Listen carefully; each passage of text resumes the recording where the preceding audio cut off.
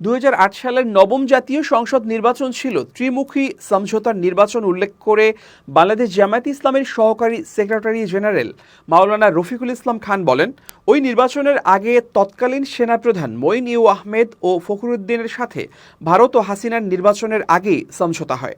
আওয়ামী লীগকে সংসদের সংখ্যাগরিষ্ঠ আসনে বিজয়ী ঘোষণা করতে হবে। এতে আওয়ামী লীগ ক্ষমতায় গিয়ে মঈন ইউ আহমেদ ও ফখরুদ্দিনকে নিরাপদে বিদেশে চলে যেতে সহায়তা করবে এবং নিজেদের মনমতো করে সংসদে সংবিধান সংশোধন সহ যে কোনো বিল পাশ করতে পারবে।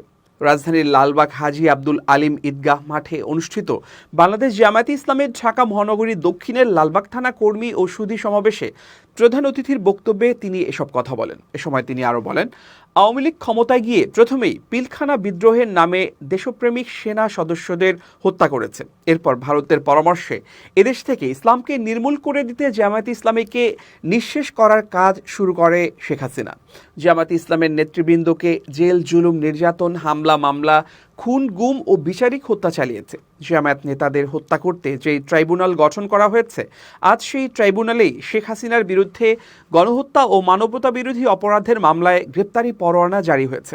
মাওলানা রফিকুল ইসলাম খান বলেন, ছাত্র জনতার আন্দোলনের ফসল অন্তর্বর্তীকালীন সরকারের দায়িত্ব হচ্ছে খুনি হাসিনাকে ধরে এনে আদালতে হাজির করা। তিনি অন্তর্বর্তীকালীন সরকারের উদ্দেশ্যে বলেন, আপনারা ক্ষমতায় আসেননি, আপনাদেরকে এনে ক্ষমতায় বসানো হয়েছে।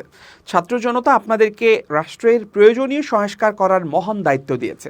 সেই দায়িত্ব পালন করতে আপনাদের কতদিন সময় লাগবে এবং কি কি সংস্কার করবেন, কখন নির্বাচন দিবেন, এটা জাতির সামনে স্পষ্ট করতে হবে।